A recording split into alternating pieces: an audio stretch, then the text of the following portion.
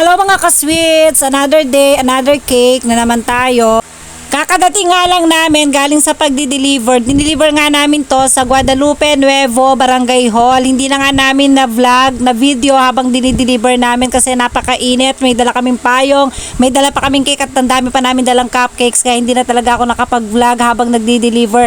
Kaya eto, ipapakita ko na naman ulit sa inyo kung paano ko na naman ginawa itong ating cake. Ayan, sa team ng cake natin ay Poly Team, Robocar Poly Team. Ayan, ito ang team ng cake natin ngayon. Napaka-cute nga naman na cake.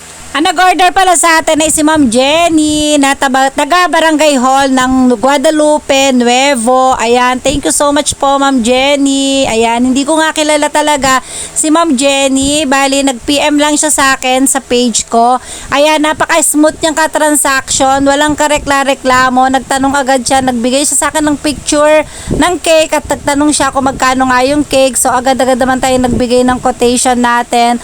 Ayan, so go naman agad si Ma'am Jenny. Wala siyang reklamo sa price na ibinigay ko sa kanya. Siguro namurahan na din siya. And then nag-order din pala siya sa akin ng mga cupcakes. Ayan, thank you so much po Ma'am Jenny. Sana nagustuhan niyo yung cake and sana umulit pa ho kayo. Thank you so much.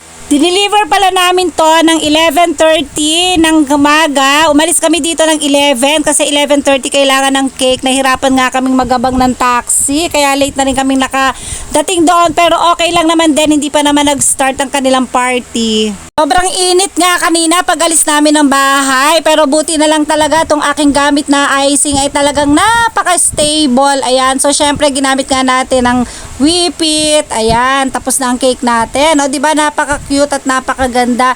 Ang mga topper niyan ay mga toys lang naman at saka paper print toppers at saka may konting fondant details. Ayan. So, ito na nga tayo sa cupcakes. Bali 24 pieces ang kanyang cupcakes.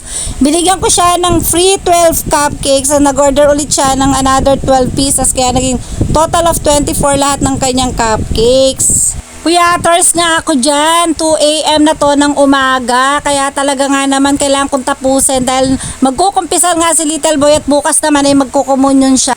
Naubusan ako ng mga box na pang 12 pieces, kaya ayan tag 6 pieces ang ginamit ko, kaya napakadami. Yun lang mga ka-sweets, thank you for watching, bye bye!